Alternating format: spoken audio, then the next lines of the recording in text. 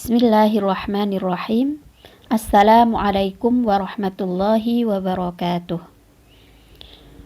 Alhamdulillahilladzi faddalana ala katsirin min ibadihil mu'minin wa hadana bihidayatil Qur'anil azim.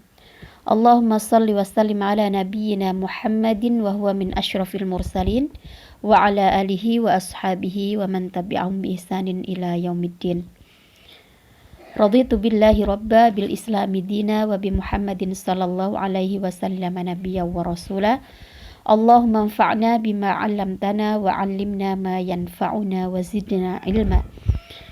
Ibu-ibu pimpinan, pengurus dan anggota dari tingkat daerah, cabang dan ranting, pimpinan daerah Isyah Kota Malang yang dirahmati Allah. Alhamdulillah di hari keempat ini kita bisa melanjutkan kajian dari Majelis Tabligh PDA Kota Malang. Pertama tentu kita terus bersyukur kehadirat Allah atas segala nikmat yang diberikan kepada kita. Shalawat serta salam marilah terus kita sanjungkan kehadirat Nabi Agung kita, Nabi Muhammad sallallahu alaihi wasallam. Ibu-ibu yang dirahmati Allah, setelah tadi kita mendengarkan tartil dan tarjamah dari surat Al-Baqarah ayat 21 sampai 25. Nah, pada kesempatan ini kita akan lanjutkan dengan tadaburnya. Saya mengutip dari salah satu kitab, yaitu At-Tafsir Al-Muyassar. Kitab ini tidak ditulis oleh satu pengarang atau penulis, melainkan pendapat dari kumpulan pendapat dari beberapa ulama, atau istilahnya kita menyebut anonim. Nah, kemudian yang kedua saya mengutip dari Tafsir Al-Munir karya Profesor Dr. Wahbah Az-Zuhaili. Mari langsung kita masuk pada ayat 21. A'udzubillahi minasyaitonirrajim. Ya ayyuhan nasu u'budu rabbakumul ladzi khalaqakum walladzina min qablikum la'allakum tattaqun. Nah, penjelasan dalam kitab At-Tafsir Al-Muyassar ini disebutkan ya ayuhan nas, di sini adalah nidaun minallahi lil basyari jami'an. Nida itu artinya adalah panggilan dari Allah lil basyar, untuk manusia, jami'an, seluruhnya. Apa panggilan Allah kepada manusia seluruhnya ini? Diperintahkan untuk beribadah. Ani'budullaha, sembahlah Allah, beribadahlah pada Allah, alladzi rabbakum, yang telah memelihara kalian, bini'amihi, dengan nikmat-nikmatnya.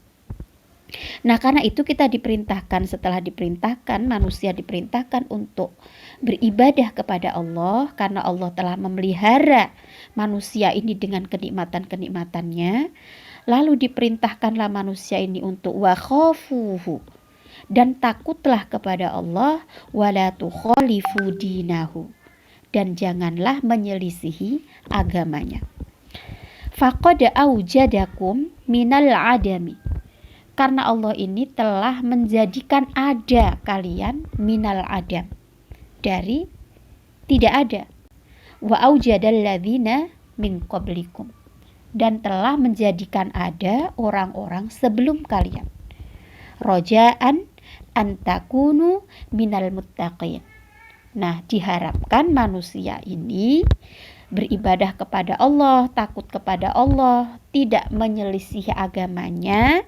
Karena apa? Rojaan antakunu minal muttaqin, dengan harapan menjadi orang yang bertakwa. Nah, orang yang bertakwa ini alladzina radhiyallahu, yaitu orang-orang yang diridhoi Allah, alladzina radhiyallahu anhum, yang mana Allah ridha pada mereka, wa radu anhu, dan juga mereka ridha kepadanya.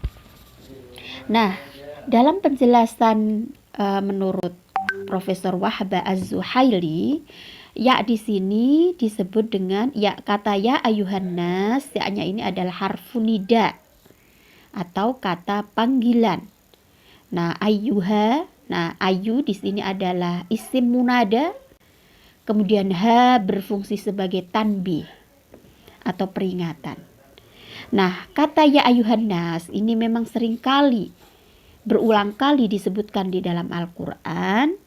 Dengan penggunaan gaya ini mempunyai fungsi untuk menegaskan dan menguatkan bahwa semua perkara yang diserukan Allah kepada hambanya, baik itu berupa larangan, perintah, kan ada ya ayuhan nasu taku, ya ayuhan nasu ubudu, itu berarti perintah.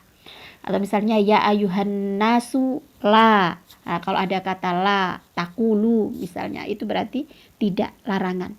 Atau ada juga yang dalam bentuk anjuran, perintah, anjuran, larangan. Nah, jika menggunakan kata ya ayuhan nas, ini menurut Profesor Wahbah Zuhaili, digunakanlah uslub atau gaya bahasa ini adalah merupakan sebuah urusan besar yang menuntut kesadaran dan kewaspadaan. Nah, kemudian kata ibadah di sini, ya kan, u'budu, ya ayuhan nas u'budu, ibadah atau menyembahlah Allah. Ibadah di sini makna sederhananya adalah tunduk dan merendahkan diri. Namun di sini diartikan lebih luas, yang dimaksud dengan u'budullah di sini adalah mengesahkan Allah, melaksanakan hukum-hukum agamanya, dan menjauhi penyembahan berhala. Mengapa kita diwajibkan untuk hanya menyembah kepada Allah? Karena dialah pencipta seluruh hamba, baik para hamba yang dikenai perintah ini, di mana diturunkannya Al-Quran ini, maupun nenek moyang mereka. Maka di situ digunakan kata min qablikum, yakni yang menciptakan kalian, atau tadi di bahasa di kitab At-Tafsir Al-Muyassar tadi, aujadakum minal adam. Aujada itu menjadikan dari yang tidak ada menjadi wujud, menjadi ada. Minal adam, dari tidak ada. Nah, kemudian kita masuk pada ayat berikutnya 22. Alladzi ja'ala lakumul arda firasyan, yang menjadikan kalian bumi itu firash. Firash itu kalau asli artinya kasur ya, jadi hamparan gitu. Wassamaa binaan, dan langit sebagai tiang. Wa anzala minas samaa'i maa'a fa akhraja bihi minas tsamarati rizqan lakum fala taj'alu lillahi andada wa antum ta'lamun. Nah, menurut dalam At-Tafsir Al-Muyassar ini disebutkan Rabbukumul ladzi ja'ala lakumul arda bisata. Jadi Al-Quran sering menyebutkan kata arda. Allah menjadikan untuk manusia ini, atau untuk makhluk hidup ini, al-arda, bumi, itu Al-Quran menyebut dengan bisata, hamparan. Bisa juga mihadan, ayunan, atau firasyan, semacam kasur begitu. Nah, di samping kata bisaton digunakan juga kata firasyan atau mihadan. Mihadan ini akar katanya sama dengan kata mahdun. Utlubul ilma minal mahdi ilal lahdi. Kata yang sering kita dengar ya, pepatah Arab, tuntutlah ilmu dari mahdi, dari buayan, ilal lahdi, sampai ke liang lahat.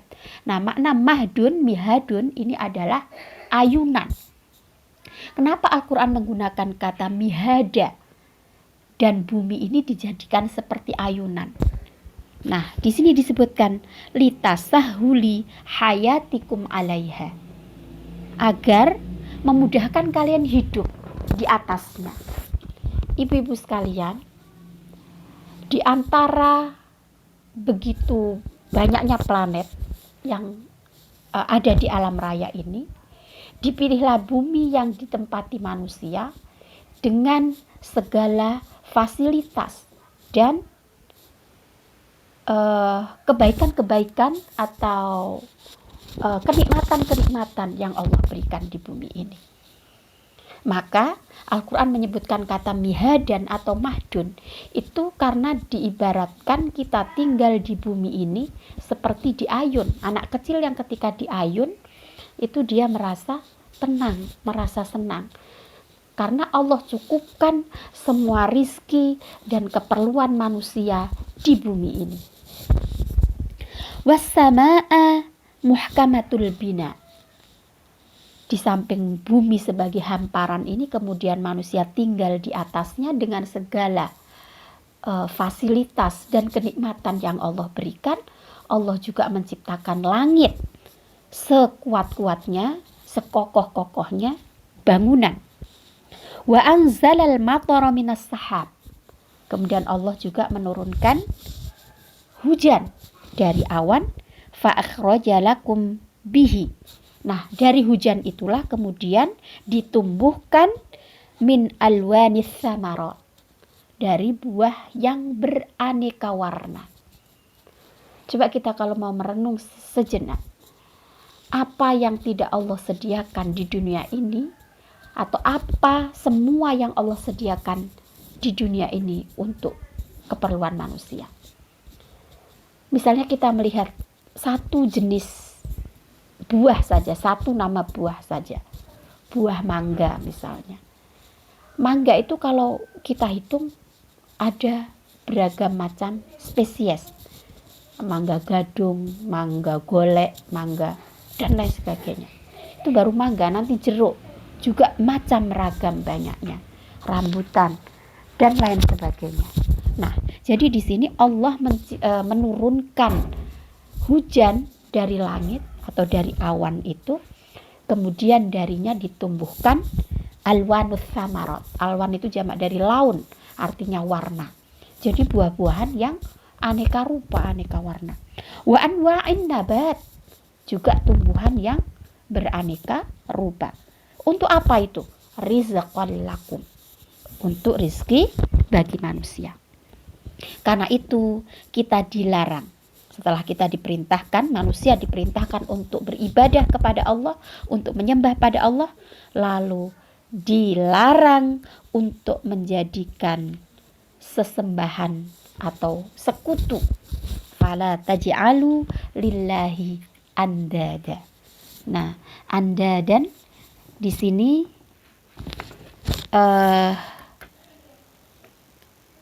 jamak ya dari kata nidun, yang berarti setara, yakni Tuhan-Tuhan yang serupa. Nah, jadi fala taj'alu lillahi andadan, jangan kalian menjadikan bagi Allah itu ada Tuhan serupa atau ada sesembahan lain gitu. Wa antum ta'lamun. Nah, di sini disebutkan wa antum ta'lamuna tafarrudahu bil khalqi war rizqi. Sebagaimana kalian mengetahui bahwa Allah melakukan itu sendiri dalam memberikan rizki, kemudian juga dalam penciptaan alam raya, manusia, langit, bumi, dan segala rizki yang Allah berikan pada manusia itu Allah menciptakan sendiri. Maka dari itu, fala taj'alu lillahi andadan. Jangan jadikan bagi Allah itu ada sesembahan-sesembahan yang lain. Wastihqaqil ubudiyah. Istihqaq itu adalah yang berhak. Yang berhak untuk disembah itu hanyalah Allah. Kemudian ayat berikutnya. Wa in kuntum fi raibim mimma nazzalna ala abdina fa'tu bi suratin min mithlih wada'u syuhada'akum min dunillahi in kuntum shadiqin. Di sini disebutkan wa in kuntum, secara spesifik dikatakan dalam tafsirnya, kuntum di sini kembali kepada ayyuhal kafirunal mu'anidun. Wahai orang-orang yang kafir dan pembangkang. Ya, jika kalian fi syakkin, dalam keraguan, minal Qur'an, dari Al-Qur'an, alladzi nazzalnahu ala abdina, yang telah kami turunkan kepada hamba kami Muhammad sallallahu alaihi wasallam, wa taz'amuna annahu laisa min indillah, dan kamu mengira, menduga bahwa Quran itu bukan dari sisi Allah, fahatu suratan tamathila suratan minal Qur'an. Maka datanglah satu surat yang semisal surat Al-Qur'an. Wasta'inu biman taqdiruna alaihi. Dan meminta tolonglah kepada siapa yang mampu atas itu, min a'wanikum, dari penolong-penolong kalian. In kuntum shadiqina fi da'wakum.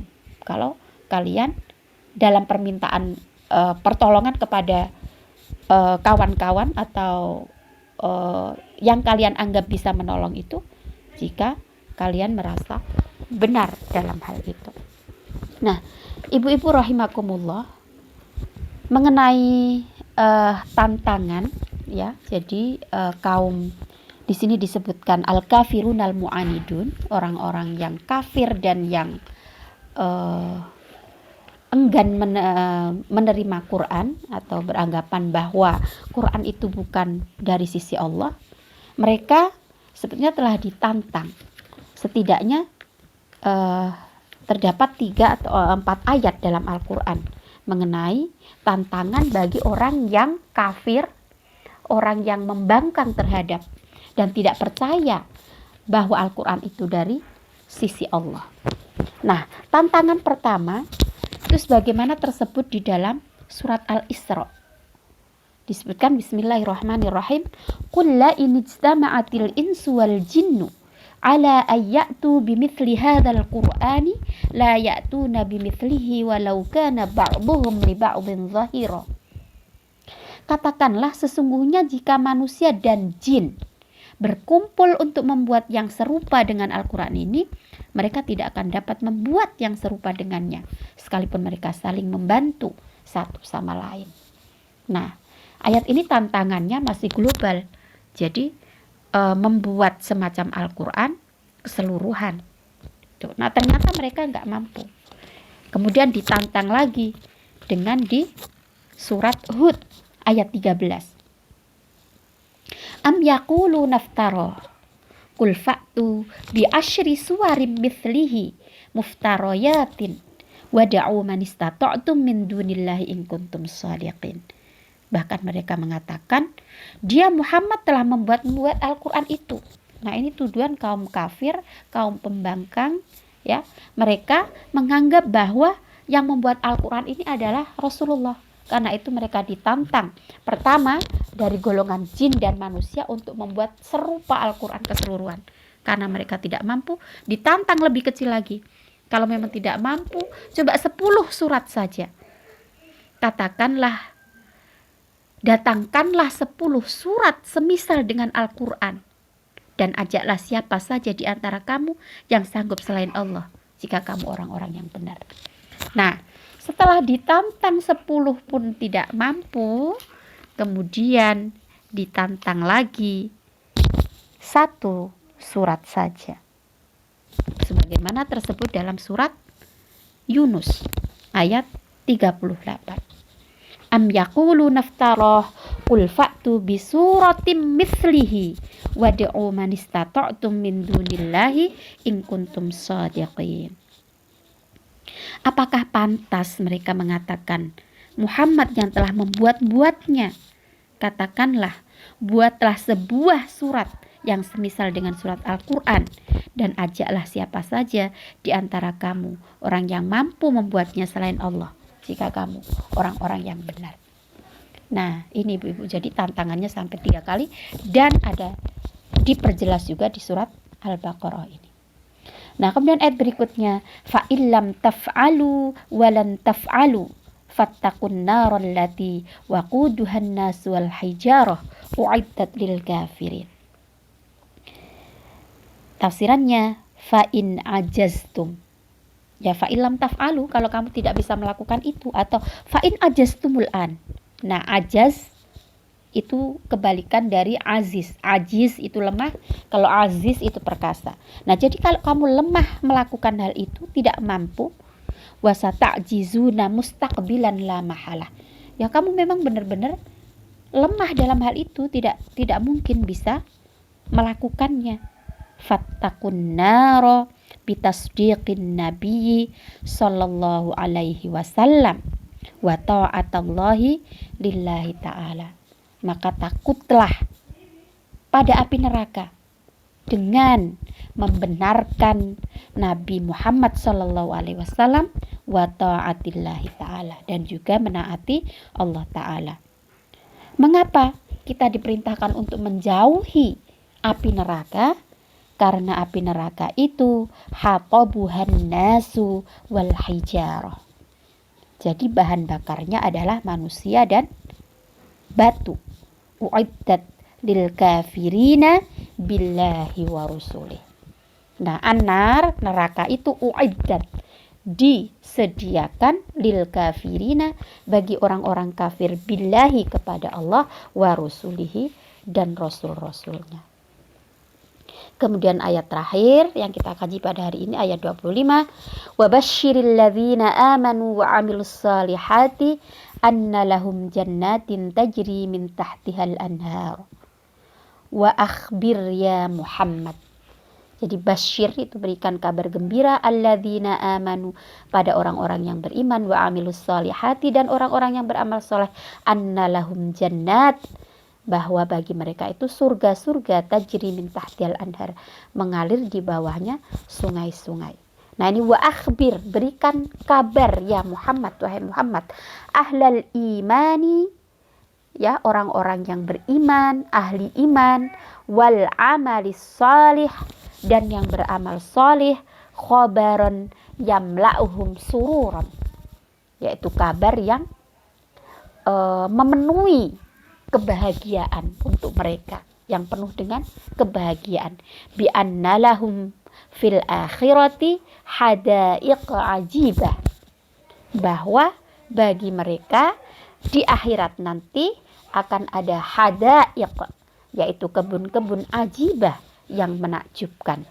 Tajril anharu tahta qusurihal aliyah, yang sungai-sungai itu mengalir di bawah bentengnya yang tinggi atau istana yang tinggi. Wa asjaruha dhalilah, dan asjar jamak dari syajar, pohon-pohonnya itu rindang, teduh.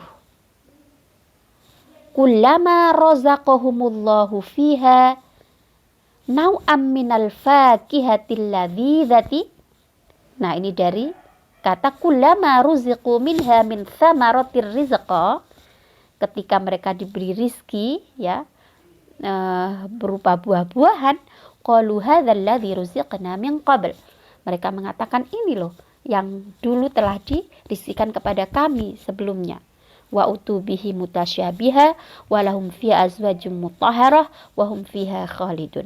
Nah, di sini disebutkan kullama razaqahumullahu fiha nau'am minal fakihatil ladzizati, setiap kali Allah memberi rizki pada mereka dengan macam buah-buahan yang lezat, mereka mengatakan razaqanallahu hadzan nau' min qabl, Allah sudah memberi rizki kepada kami ini sebelumnya. Fa idza dzaquhu wajaduhu syai'an jadidan fi ta'mihi wa ladzatihi. Namun mereka mendapatkan apa? Ada rasa yang baru. Fa idza dzaquhu, ketika mereka merasakan itu, wajadu syai'an jadidan. Mungkin bisa jadi bentuknya sama dengan apa yang sudah mereka pernah lihat, namun rasanya berbeda.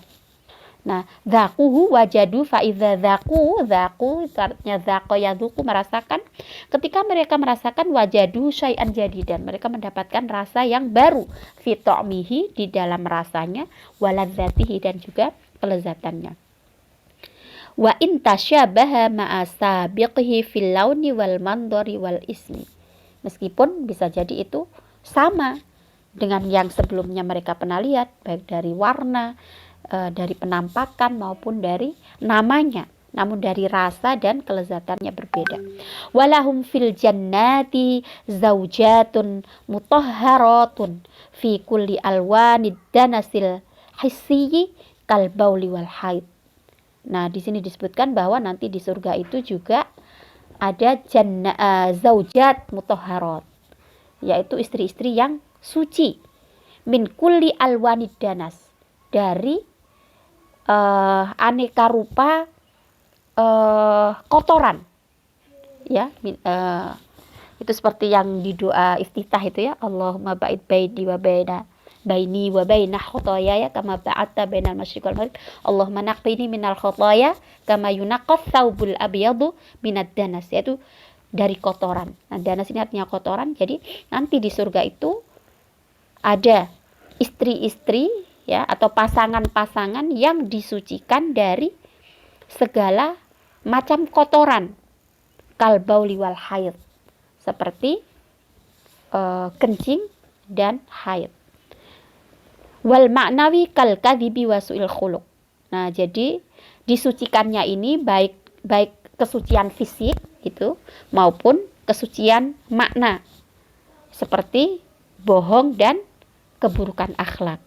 Jadi suci dari sifat maupun suci dari fisik. Wahum fil jannati wa na'imuha daimun. Dan mereka di surga itu kenikmatannya itu kekal, daimun, selama-lamanya. La yamutuna fiha wa la yakhrujuna minha. Mereka tidak akan mati dan tidak akan keluar dari surga tersebut. Ibu-ibu, mungkin ini yang bisa saya sampaikan. Jika ada kebenaran, itu dari Allah semata dan semoga bisa kita ambil hikmah dan manfaatnya. Ada kekurangan dan kekhilafan, selaku manusia biasa, saya yang dengan keterbatasan pengetahuan saya, mohon dimaafkan. Nasrum minallahi wa fathun qarib wa basyiril mu'minin. Assalamualaikum warahmatullahi wabarakatuh.